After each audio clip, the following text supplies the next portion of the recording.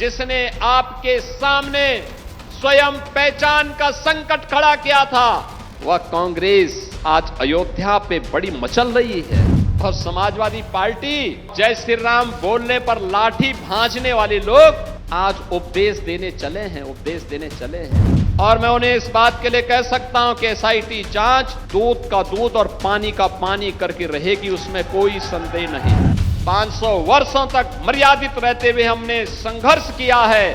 15 दिन और देख लें, इंतजार कर लो, चिंता मत करो। ये कभी नहीं चाहेंगे कि अयोध्या सम्मान पाए, क्योंकि ये लोग स्वयं क्षमता विहीन थे, कर नहीं सकते थे। तब अयोध्या को बिजली नहीं मिलती थी। एसआईटी की रिपोर्ट आने तक कोई बयानबाजी कतई न करे। अगर कोई अपराधी है, कोई भी होगा, बचेगा नहीं, यह सुनिश्चित है।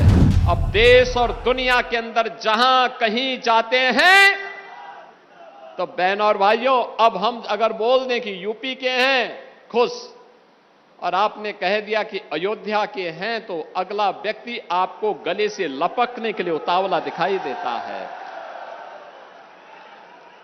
इसी अयोध्या के नाम पर, हमारी पावन अयोध्या के नाम पर जय श्री राम का नारा लगाने पर ये लाठी गोली चलाते थे। इनके दोगले चरित्र को देखो। जो कांग्रेस अयोध्या में भगवान राम का मंदिर न बनने पाए, इसके लिए एड़ी चोटी लगाई थी। इसने पूरी ताकत लगा दी थी और इसने माननीय उच्चतम न्यायालय में शपथ दिया था बड़ी बेशर्मी के साथ में कि राम तो हुए ही नहीं। जिसने आपके सामने स्वयं पहचान का संकट खड़ा किया था, वह कांग्रेस आज अयोध्या पे बड़ी मचल रही है। बोल रही राम भक्तों का अपमान हो गया। अरे तब क्या राम भक्तों का अपमान नहीं हो रहा था? जब आप कहते थे, सुप्रीम कोर्ट में आपके नेता एफिडेविट देते थे, इनकी सरकार बेशर्मी के साथ शपथ पत्र दाखिल करती थी, कहती थी राम हुए ही नहीं। भगवान राम, जगत नियंता राम, श्री राम के अस्तित्व पर प्रश्न खड़ा कर रही थी कांग्रेस। आज वह मचलती हुई दिखाई दे रही है। और समाजवादी पार्टी, देखो तो इनका दोहरे चरित्र को। कहती राम भक्तों का अपमान हुआ। राम भक्तों पर, कार सेवकों पर गोली चलाने और जय श्री राम बोलने पर लाठी भांजने वाले लोग आज उपदेश देने चले हैं। बहनों और भाइयों, मेरी अपील होगी सभी राम भक्तों से। अयोध्या के बारे में जो समाचार पत्रों में सुनने को मिला, हम लोगों ने ट्रस्ट के अनुरोध पर एसआईटी जांच बिठाई है।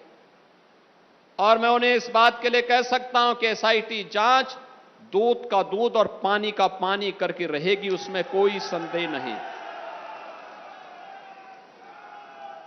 लेकिन मैं सभी से इस बारे में अनुरोध करूंगा, सभी पक्षों से कहूंगा कि कोई भी ऐसी अनर्गल टिप्पणी और बातें न हो जो राम भक्तों की भावनाओं को आहत करती हो, राम भक्तों की भावनाओं को आहत करती हो। अगर किसी के पास कोई डॉक्यूमेंट्री प्रूफ है, वे कृपया एसआईटी को उपलब्ध करवा दें, एसआईटी को दे दें, एसआईटी जांच करके देगी। और राम भक्तों से भी मैं कहना चाहूंगा, राम भक्तों से मेरी विनम्र अपील होगी, प्रभु राम ने हमें मर्यादा का पाठ पढ़ाया है, मर्यादित रहने का आचरण दिया है। हम उस मर्यादा का पालन करते हुए हमने 500 वर्षों तक हम लोगों के पूर्वजों ने 500 वर्षों तक प्रभु राम के स्थान को लेने के लिए संघर्ष किया है। 500 वर्षों तक मर्यादित रहते हुए हमने संघर्ष किया है। 15 दिन और देख लें, इंतजार कर लो, चिंता मत करो। लेकिन हम अयोध्या को बदनाम करने वाले, राम जन्मभूमि मंदिर को अपमानित करने वाले लोगों के बहकावे में कतई ना आए। ये लोग कभी नहीं चाहेंगे कि अयोध्या का नाम हो। ये कभी नहीं चाहेंगे कि अयोध्या सम्मान पाए, क्योंकि ये लोग स्वयं क्षमता विहीन थे, कर नहीं सकते थे। तब अयोध्या को बिजली नहीं मिलती थी, अयोध्या को इन्होंने बिजली नहीं दी, संकरी गलियों में बांध करके रख दिया था। आज दुष्प्रचार करके हमारी सप्तपुरियों में से पहली पुरी अयोध्या धाम को ये लोग अपमानित करते हैं, दुष्प्रचार करते हैं, अपमानित करते हैं। हम इनके बहकावे में कतई ना आए। इनका आचरण आपके सामने है। इन लोगों ने राम भक्तों पर गोलियां चलाई हैं। जय श्री राम बोलने पर लाठी भांजते थे, भगवान राम के अस्तित्व पर प्रश्न खड़ा करते थे और हर प्रकार की बाधाएं खड़ी करके न्यायालय में अपने अधिवक्ता खड़े करके रोड़े अटकाने का काम करते थे। ये लोग उपदेश देना बंद करें। एसआईटी गठित हुई है, दूध का दूध और पानी का पानी होगा। मेरी सभी संबंधित से यही अपील होगी, एसआईटी की रिपोर्ट आने तक कोई बयानबाजी कतई न करें, क्योंकि बीच बीच में जब बयानबाजी होती है तो वह जांच को प्रभावित करती है। जांच चलने दें। जांच के बाद किसी पक्ष को कोई बात कहनी होगी, एसआईटी उसके लिए तैयार होगी। लेकिन अनावश्यक रूप से चरित्र हनन का प्रयास न करें, अनावश्यक रूप से अयोध्या धाम को बदनाम करने का कुत्सित प्रयास न करें। अगर कोई अपराधी है, वह कोई भी होगा, बचेगा नहीं, यह सुनिश्चित है।